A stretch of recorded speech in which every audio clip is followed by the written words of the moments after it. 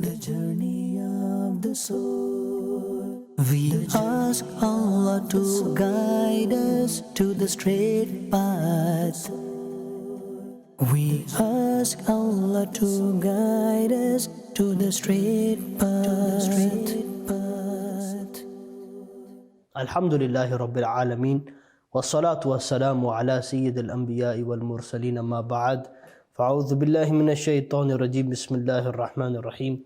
Assalatu wassalamu alayka ya Rasulallah wa ala alika wa ashabika ya Habiballah.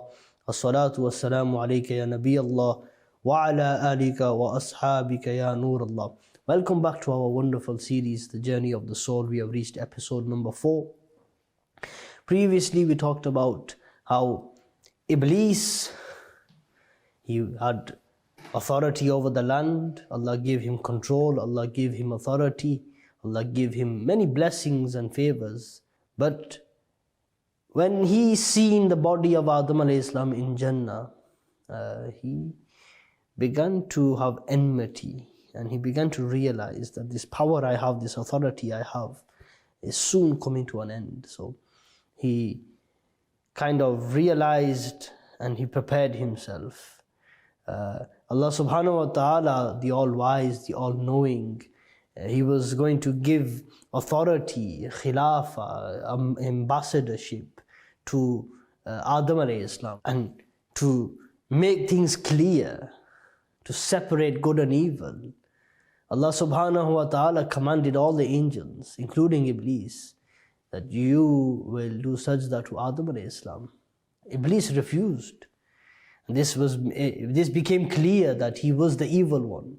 He was decreed as a kafir. He was always amongst the kafir. He was written as the disbeliever.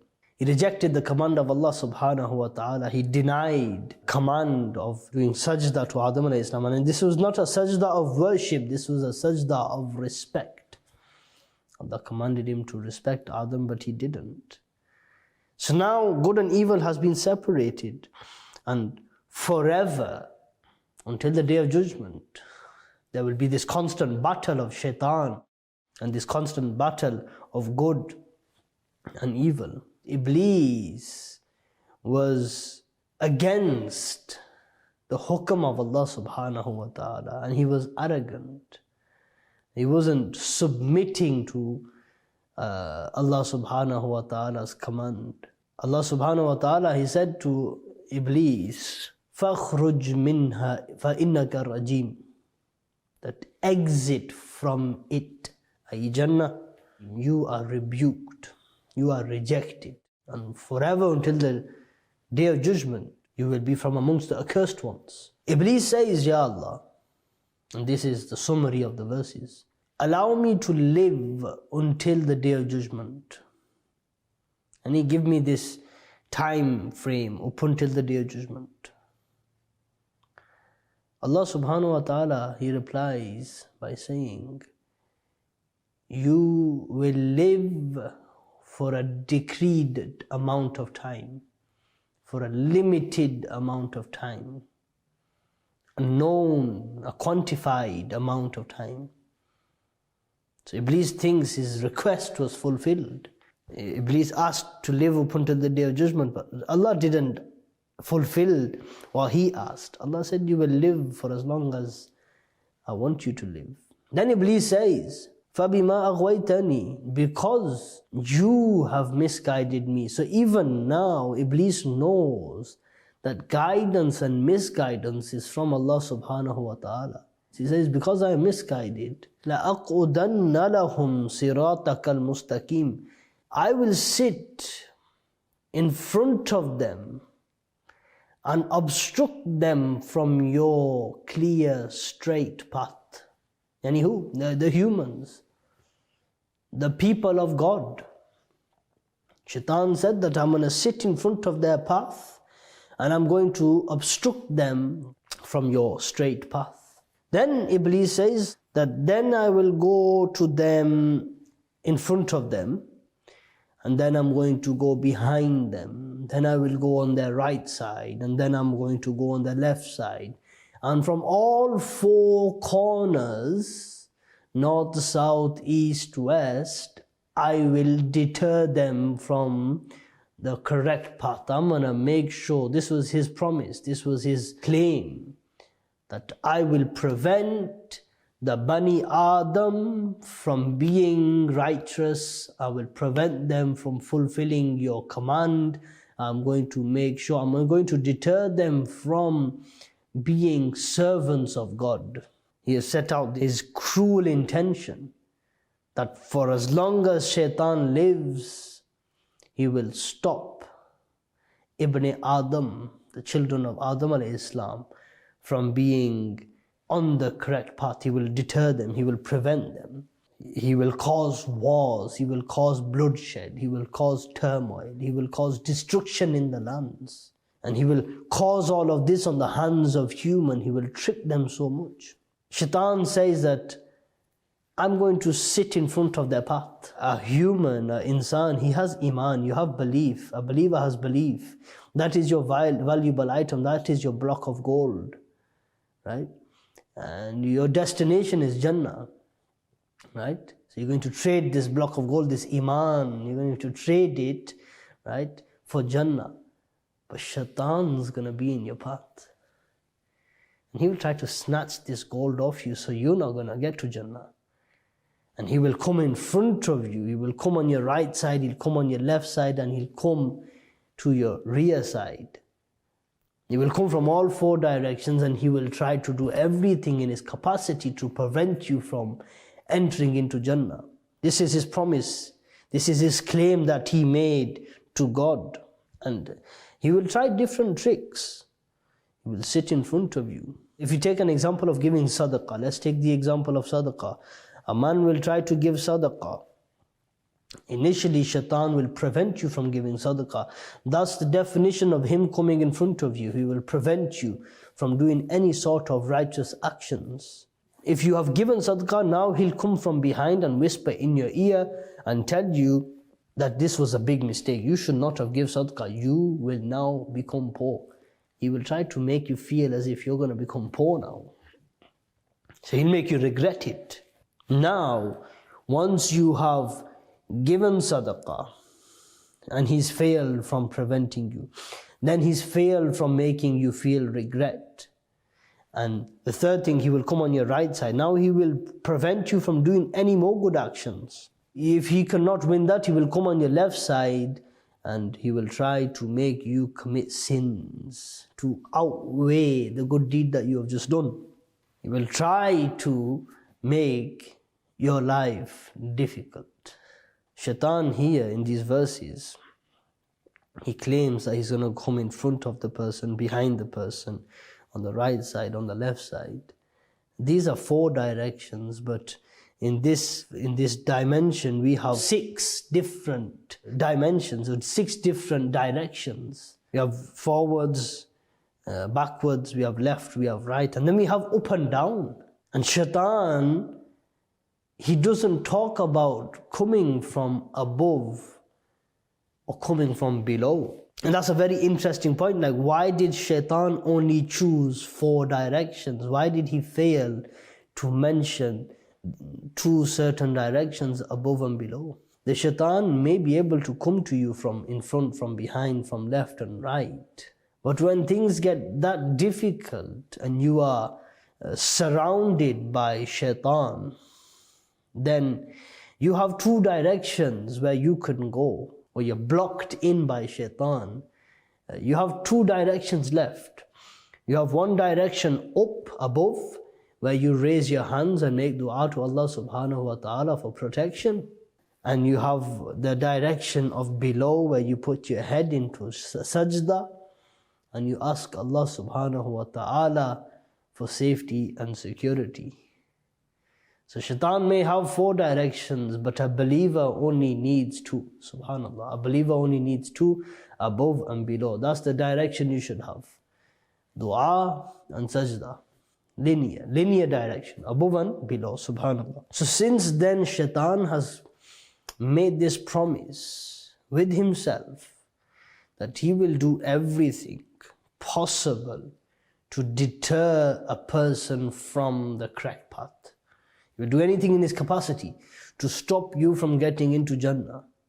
And he set out this. He started from the very first day. And I'll give you a few examples. Now Shaitan and his tricks are very sophisticated. If you ever see the lights of a casino to raise your emotions, the lights going on, different types of gambling machines, they're there to entice you to these harmful acts. Different types of drugs and alcohol, the bottles are designed in such a way to attract you towards haram. So now Shaitan, he has these sophisticated tactics to deceive a person, to make him attractive to the dunya. He will decorate the dunya for the people. Allah subhanahu wa ta'ala then says in the following verse, and this is what Iblis said, that Ya Allah, I'll be able to misguide all of these people, but there is one group of people I will not be able to misguide. And he says, Illa ibadaka minhumul mukhlasin, except your such servants who are sincere. Those servants from amongst these people who are sincere and are devoted to Allah subhanahu wa ta'ala, I will not be able to misguide. We are in the dunya. We were initially in alamul arwah. Then Allah subhanahu wa ta'ala created the different dimensions. He created the soul, He created the angels, He created Jannah, He created the earth, created jinns, created humans. Shaitan had this argument. He did not fulfill the command of Allah subhanahu wa ta'ala. All these things happened before. So this was before me and you were created, before me and you were born, our souls were created. So all these things happened in the past. And throughout history, we have seen Shaitan, the way he has deceived people throughout history. This was his tactic, this was his mindset, this was his intention, this was his claim. And he is on this full mission to deceive the people. And there's one group of people that cannot be deceived, except the sincere ones. And who are the sincere ones? In simple words, those Muslims who are practicing, those people, when they see a deception, they could see the deception. They could see straight through the deception. They don't get confused, they don't get it twisted. Those are the sincere ones. There's nothing deep. A person who sees the trick of Shaitan and he understands it for what it is. Now, if we look in the Quran is a vast ocean of knowledge.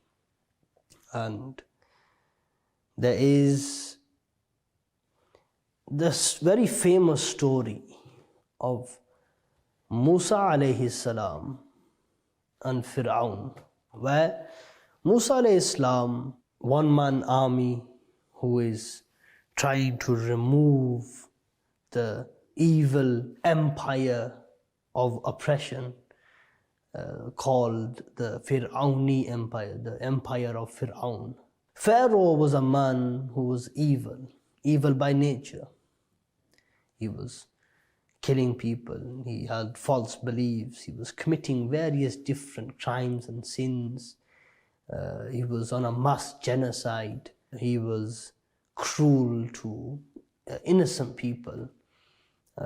He was taking on slavery. And he had an advisor called Haman. So Haman would tell him what to do, Fir'aun would listen.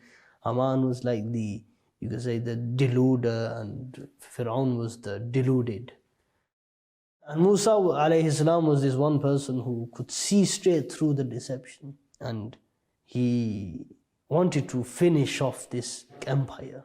And Allah subhanahu wa ta'ala guided Musa alayhi salam and gave him the Tawrat and gave him different wisdoms and different miracles so he could battle and stand up for justice. Now, this story of Fir'aun and Musa, throughout the entire Quran, you will find various different aspects of the story of Musa and Fir'aun. This constant battle throughout Quran, as if it's a constant battle of history, constant battle of Fir'aun and Musa, Fir'aun and Musa, Fir'aun and Musa. And his advisor was Haman. And the question is, why is this story repeated in the Quran again and again and again? And Allama Ismail Haqi in Tafsir Ruhul Bayan, he mentions an amazing point. Fir'aun, he is the nafs, a person's inner desire. Haman represents shaitan. Haman represents shaitan. And Musa alayhi salam is that one man who is standing up with his courage and he's trying to defeat the shaitan and his nafs. And there is this constant battle between the shaitan and the nafs. And initially, Musa alayhi salam had to stand up in front of this oppression. Eventually, Allah subhanahu wa ta'ala granted him victory where Musa alayhi salam was taken towards the river and Fir'aun was drowned within that. And Musa alayhi salam basically defeated his nafs. This is what Allama Ismail Haqi tries to explain, that these verses an example of. It's like a reminder for us, a lesson to learn from those true events. So another type of lesson we could take away from them is like Musa alayhi salam conquered and defeated his nafs. Allah granted him that victory. What a truly remarkable point Allama Ismail Haqi makes, where he says that once a person really defeats his nafs, defeats his ego, conquers the shaitan, it's at that point where he gets to feel the true pleasure of Iman. He gets to feel the actual beauty and spirituality of Iman. He gets to see the nur of Allah subhanahu wa ta'ala. May Allah subhanahu wa ta'ala allow us to defeat the tricks of shaitan, overcome them, see straight through them. May Allah subhanahu wa ta'ala make us from amongst the mukhlisin. Ameen. Bijahi Nabiyil Ameen. Sallu ala al-Habib sallallahu ala Muhammad sallallahu alayhi wa sallam. The journey of the soul. We ask Allah to guide us to the straight path. We ask Allah to guide us to the straight path.